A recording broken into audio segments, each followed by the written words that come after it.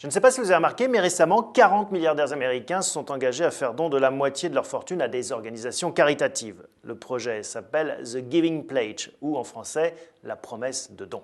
Si les 400 milliardaires que comptent les États-Unis s'engageaient à suivre leur pas, eh bien la somme récoltée pourrait atteindre 600 milliards de dollars, soit environ la moitié du PIB d'un pays comme l'Espagne, par exemple. Une initiative que l'on doit à Bill Gates et à son ami Warren Buffett. Alors pourquoi ces ultra-riches donnent-ils la moitié de leur fortune sans aucune sorte de contrepartie? Eh bien on est là au cœur de la culture et de la mentalité entrepreneuriale américaine. Une personne très riche doit laisser suffisamment à ses enfants pour qu'ils fassent ce qu'ils veulent, mais pas assez pour qu'ils ne fassent rien. C'est Warren Buffett qui l'affirme et il sait de quoi il parle, car il va donner 99% de son immense fortune à des œuvres. Buffett résume dans cette phrase son attachement tout américain à la valeur travail, loin de la vision de l'héritage, cher à l'Europe. On touche à la quintessence de l'esprit américain, The American Dream, l'idée selon laquelle n'importe quelle personne peut, à la force de son courage et de son travail, faire fortune en une génération.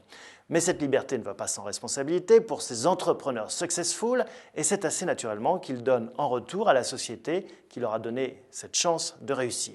En Europe, la vision est tout autre. La société se sert d'abord. Là où les Américains valorisent la liberté et la responsabilité individuelle, nous autres Européens préférons déléguer tout ça à l'État.